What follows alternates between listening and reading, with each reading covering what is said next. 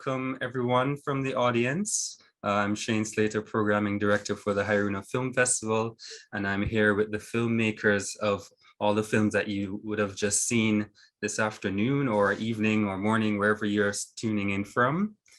I have with us Lavado Stubbs.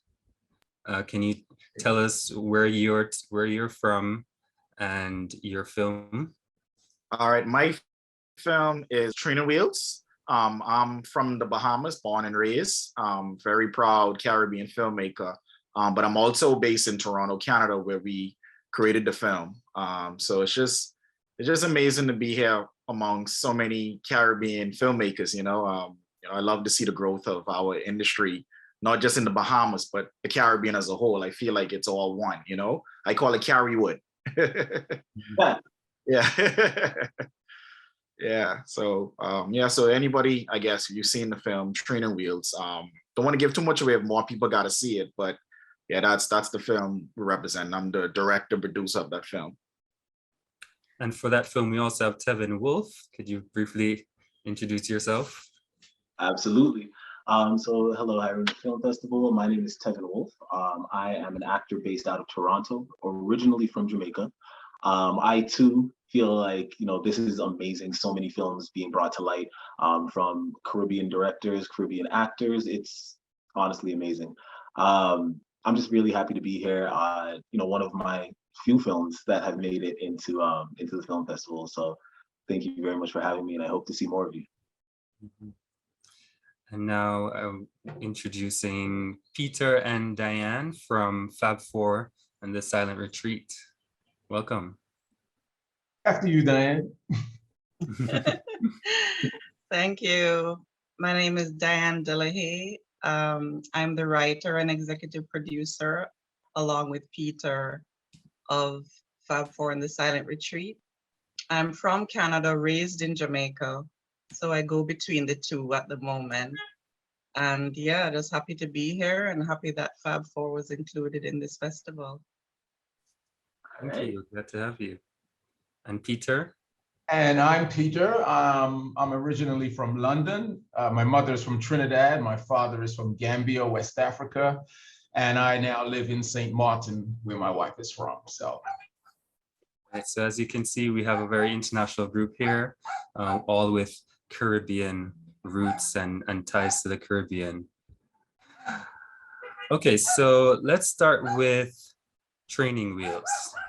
So I found it very interesting to see this film from Canada, which kind of touches on some of the Black Lives Matter issues, because we often think of Canada as a safe haven for Black people, which goes all the way back to slavery.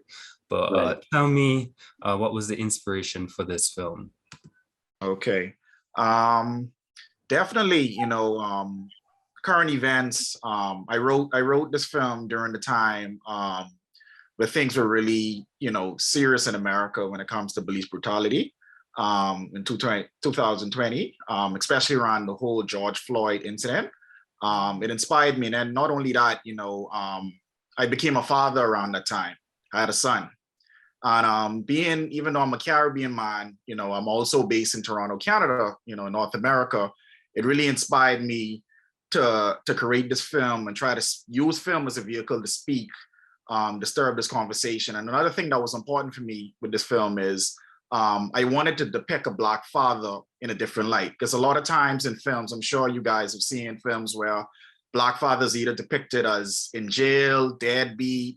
So I just really wanted to show a genuine story of Black fathers like me, like so many kings around the world that are raising sons and daughters, So I just wanted to really showcase that the best way I can, and also shed light on an issue that, we as Black kings got to go through with our sons. And like I said, I don't want to give too much of the film away, but, it's definitely an issue that we really wanted to spark conversation. And it's in Canada as well, I went to school in Canada. That was my introduction to Canada. I went to university there, and I can tell you, it's no different than the US, So that's why the story was important to tell the story, in Canada. Yep. Yeah. Kevin? Thanks for passing the torch, Lavado. And honestly, I just want to piggyback on what Lavado was saying. I too was actually I'm lucky enough to father a daughter now. So since Training Wheels, it's taken on just a whole new meaning. Playing the role of a Black father who really just wants to protect his son and make sure that everything is okay. Teach him life lessons and give him everything that we would want growing up. Training Wheels brought that to life for me, and it was, again, like Lavado said, I don't want to give too much away in the movie. Watch it, enjoy it, but it just felt powerful. The second we got into that room, we wanted to show everybody that yes, we do represent Black talent, we do represent Black people, but we also want to show people that we're not just one lane. We don't have tunnel vision. We can be who we want to be. We can, provide. We can be strong. We can stay away from everything that Hollywood generally depicts us as. So shooting the movie was an incredible experience. And yes, it is true. We do have that kind of racism in Canada. I myself have experienced it. And, doing this movie was my kind of way of protesting that. Yeah. And on a lighter note, moving to Fab Four and the Silent Retreat, this is easily one of our more comedic entries in the festival. I think some people might find it a relief to finally laugh at this festival. And I love that it's centering on women in their 40s. Our culture is very obsessed with youth. And I just wanted to know, what was your motivation behind making this film? Well, actually, it's kind of loosely based off a true story. Three and me and my other friends typically get together around our birthdays in some exotic part of the world, and basically just have a good time and maybe get ourselves in trouble as well. So it's based off that. And also, I had heard of this concept of a silent retreat.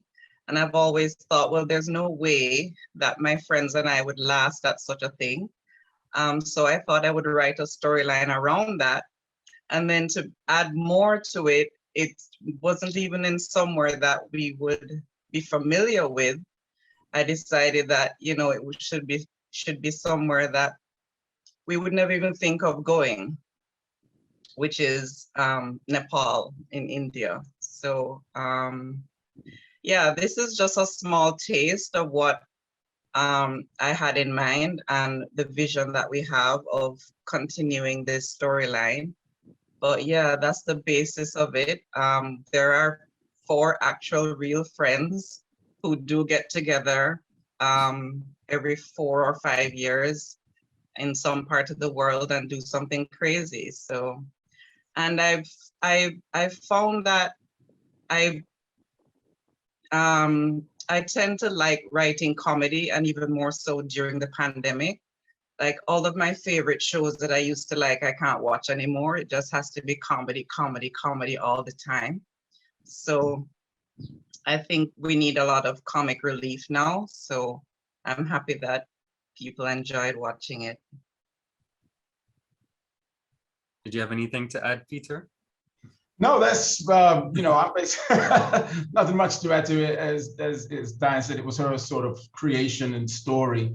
I ended up doing this film because Diane and I are working on one of my projects, which is a mini series. So as a sort of exchange, when you're an independent filmmaker, you're just kind of relying on your own resources, so to speak, unless you're blessed to get funding from somewhere. So I'm blessed to sort of have a video production company here in St. Martin, and sort of narrative filmmaking is my passion, sort of, doing commercials and stuff is sort of like where you make your money and stuff. But it was a sort of exchange where she wrote some episodes for my thing. And then I said, okay, well, look, let's do a short film that you have. And she gave me the Fab Four, and we just did it in a couple of days. It wasn't a much locational shoot. So it's about 3 locations that we had to film in. And yeah, we just knocked it out with the local actors here on St. Martin. Now I want to welcome Ryan Wilfred to our discussion. Can you just briefly tell us what film you made and where you're from?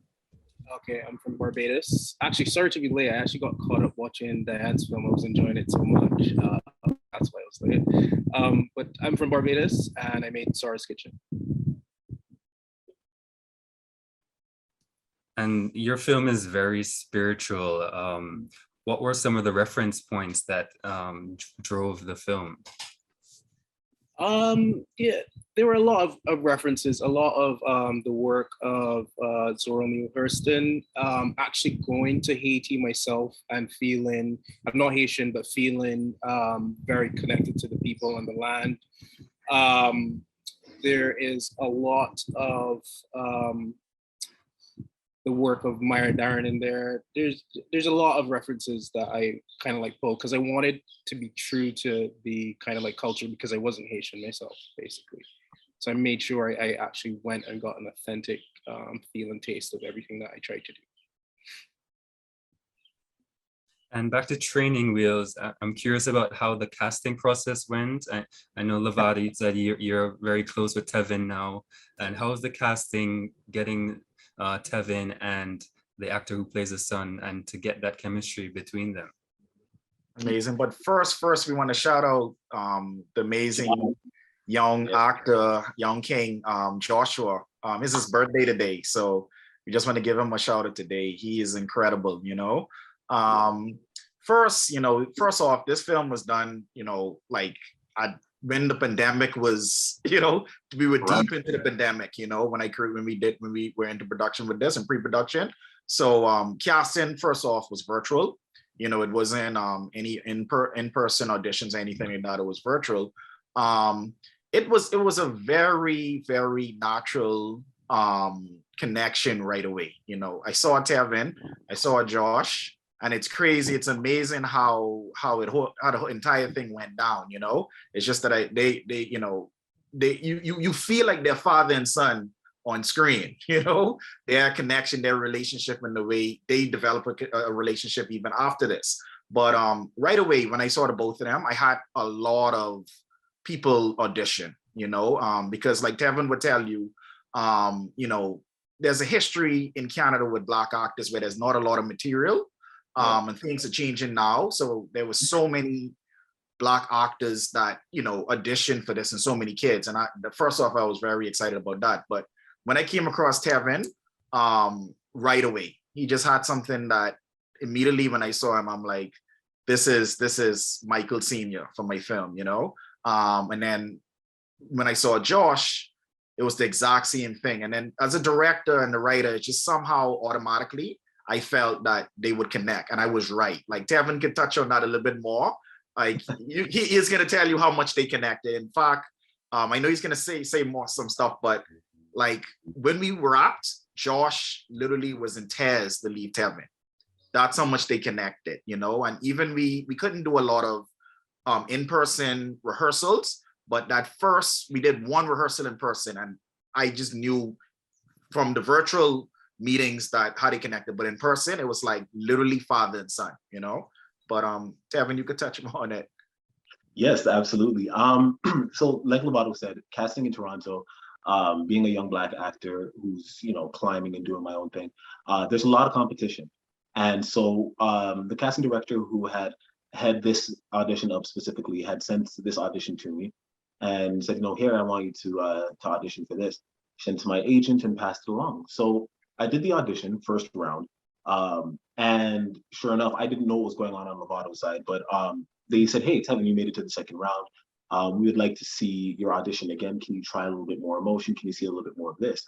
So I did the audition, and then my agent had emailed me and said, hey, you know what? You don't really have a son in real life. You don't really have a child in real life. The audition calls for a father, so I'm gonna rescind your tape. And I was like, but they requested me, and then I'm not sure how or why, but there was a push.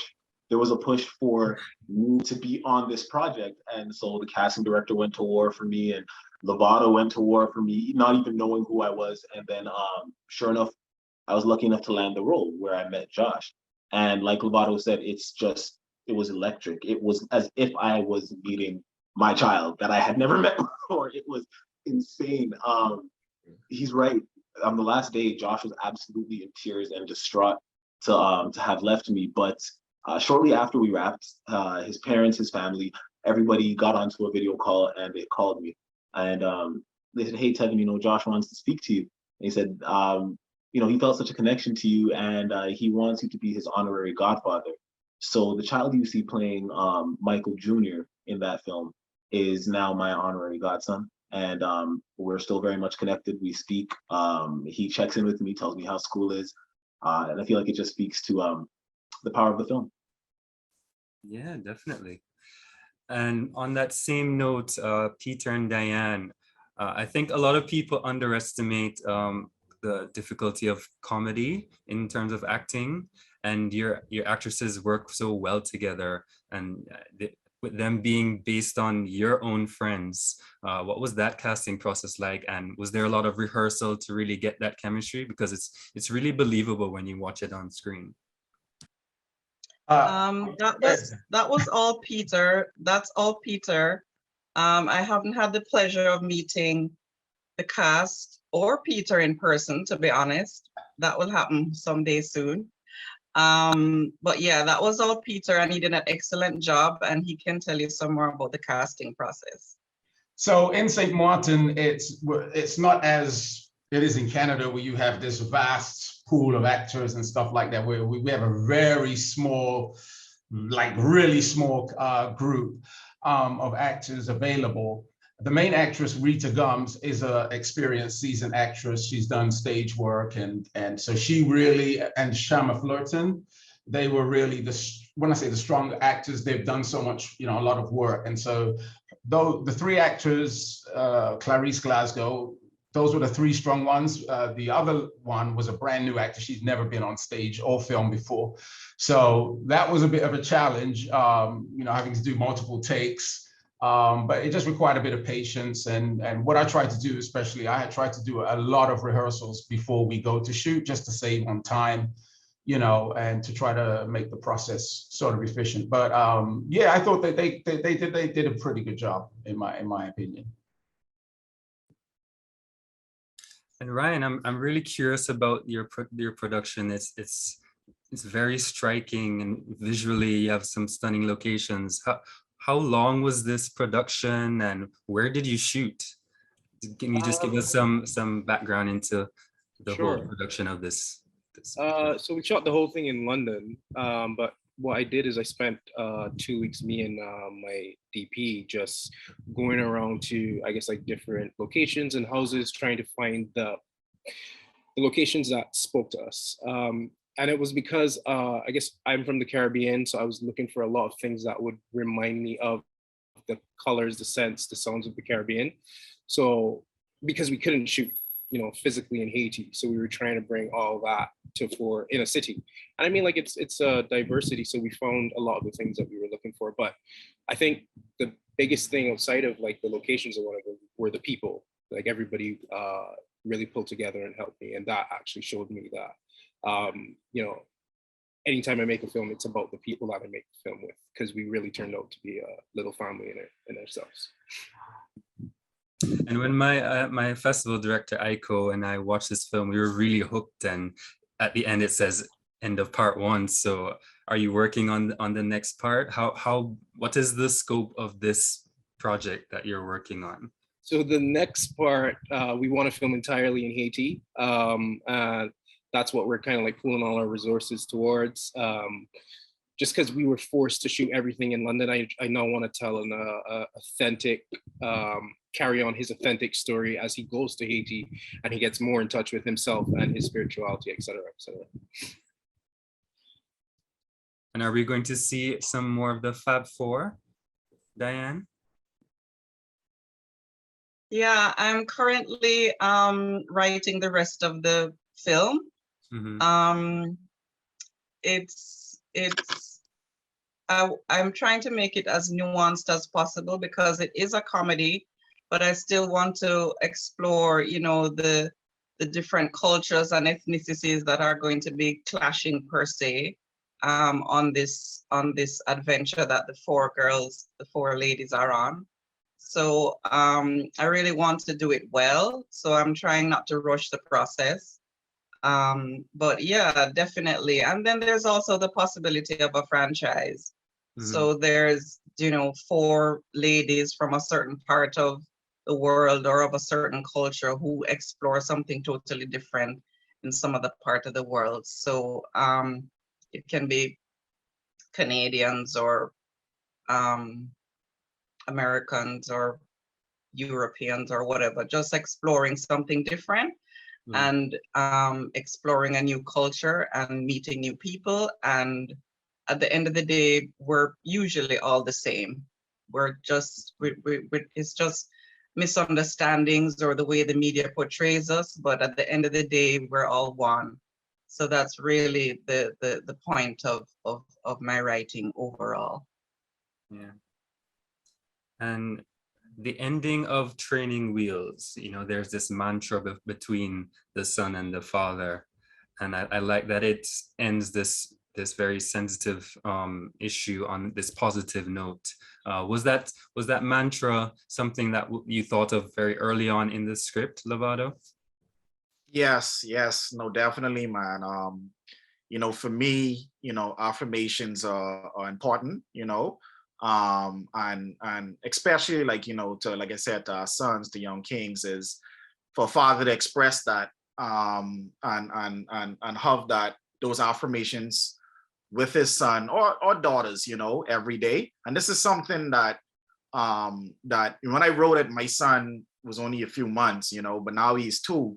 So I'm actually, you know, I'm training him with those affirmations right now, you know, and it's amazing. It's beautiful that, you know, art imitating reality, because like I said, he inspired me to write this, you know, becoming a father, my whole outlook was completely different, you know, and raising him in Toronto, you know, it became, so that was something early on.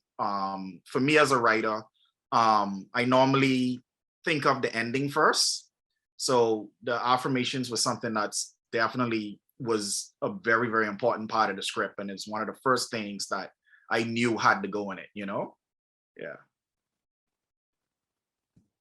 I have one question from the chat asking for any tips you have for filmmakers based in the Caribbean who might want to collaborate with the diaspora. Anyone can answer. Any tips? You mean as in like different countries, different Caribbean countries? Yeah. Yeah. I think we need more, a lot more, I guess, networking sites that work. Like these festivals, these Caribbean film festivals, are really important to help that, you know. Because like I say, you know, I think we are all on the same journey as Caribbean filmmakers. You know, we all from countries where tourists come for the sunshine and sea, but they don't know the stories, you know. So we all share a similar bond. So I would love to really see if there's somehow where there's some big Caribbean film networking event would be amazing. But we could start here. Everybody could connect, follow each other on Instagram, you know, because I feel like no matter what, we as Caribbean people, we all share the same history, you know, the same connection, you know. Our foods are similar because it's the same history, you know. Our dialect, everything is very connected, you know. You know, that's what I love about the Caribbean. So we could start here, like I said, and hopefully there's some website or some type of networking thing that could be created, you know? Yeah. Ryan, do you have any tips? I noticed, you know, you had a very collaborative effort. I recognize Fiona Compton in your film. How was that process getting everyone together? So yeah, I do have tips. I feel like what I learned through my process is that it's very easy to like kind of like box yourself out of thinking, oh, you don't know this person, or you may not know anybody in Trinidad or Jamaica or whatever. But actually, as my colleague was saying, we all kind of come from the same fabric. And like, for instance, when I reached out to Fiona, she was so happy that, you know, a Caribbean filmmaker was interested in making a Caribbean type film and asking her, and she went out of her way to kind of help me, introduce me to people. And it was like that with every single person that I kind of like touched base with. I just sent them an email, whether I slid in their DMs. You know, you really have to like back yourself and believe yourself. And you'd be surprised at how many people actually want to like reach out and help in whatever way they can. Even if they're not there physically, they may know somebody. So we're all maybe from different islands, but we're very interconnected, and lots of people are willing to help. You just have to ask. Definitely. We have another question in the chat. I think I know the answer already. This is for Lavado. Following the success of Training Wheels, do you see yourself working on more projects with Tevin or Joshua again? Definitely, definitely. You know, me and Tevin already started speaking about projects. We like to try to make the comparison to like Ryan Coogler and Michael B. Jordan relationship and Spike Lee and Denzel, you know? So we definitely want to continue working together and build that relationship, because you guys know, you know, when as a director, writer, to have a great relationship with an actor is just an amazing experience, you know? And you're able to just really work on a project sort of together, you know, and bring out the best in each other. So Tevin, he already knows, you know, that's my brother now, and Josh the same way. You know, Josh, you know, I told him I'm a mentor to him now. You know, still speak to his family, to his mom and dad. So definitely want to work with him again as well, you know. So that's automatic to that question, you know. That's a capital yes. Another question for Peter and Diane. What was the biggest challenge you faced while making your film?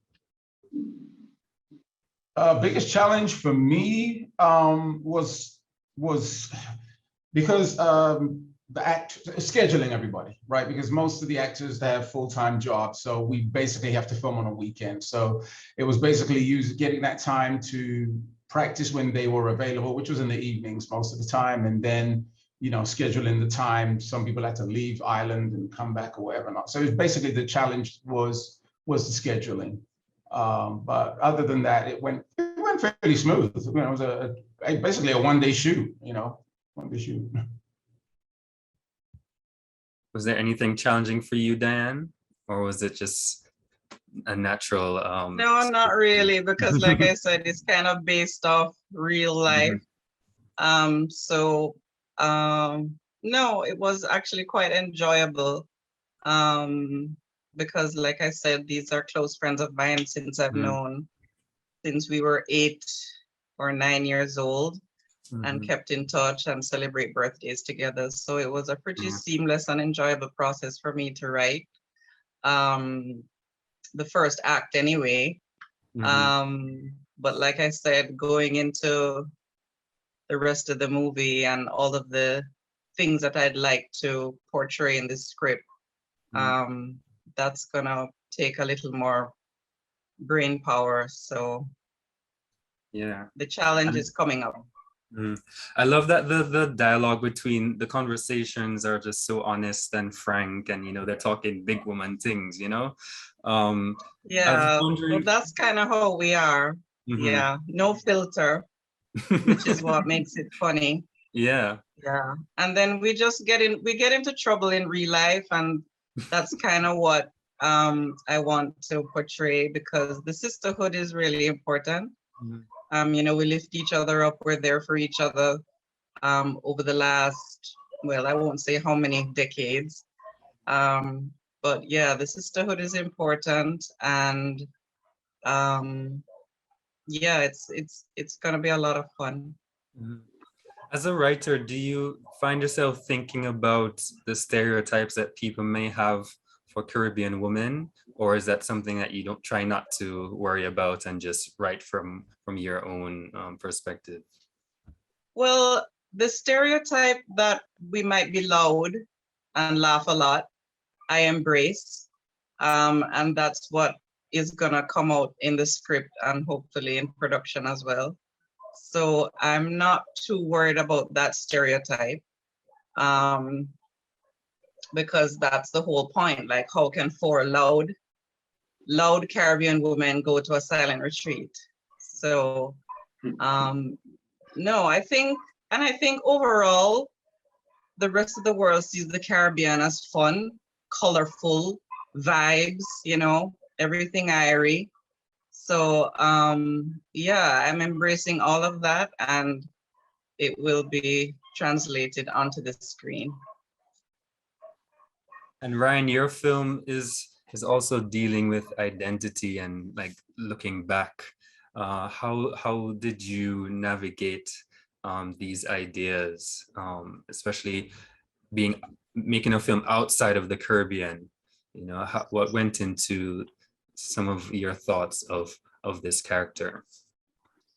It's actually kind of like something I was going through myself, because I was at film school, and as you know, most film schools are I'm just gonna say it, like white, mostly, generally 90% white. So I felt like I had like almost a cultural kind of whitewashing, and I wanted to come out of that with a sense of like rebirth. I wanted to reconnect with everything that I loved about the Caribbean. I wanted to go back home. I didn't even want to stay in London. I wanted to go back home. So I just started to feel like the story is exactly what I was going through at the time. Like the main character is me. It's just that, you know, I embellished it a little bit, but yeah, it definitely is very close to my heart and spiritual. Yeah, I can definitely sense the personal touch in all of your films. I'm not seeing any more questions in the chat, so I think we can end there. Thank you so much, all of you. We've really enjoyed your work. I'm sure the audiences agree with me that these were some really powerful films that you've brought to us this evening. Thanks again. Have a good day. Thank you. Bye, everyone. Bye.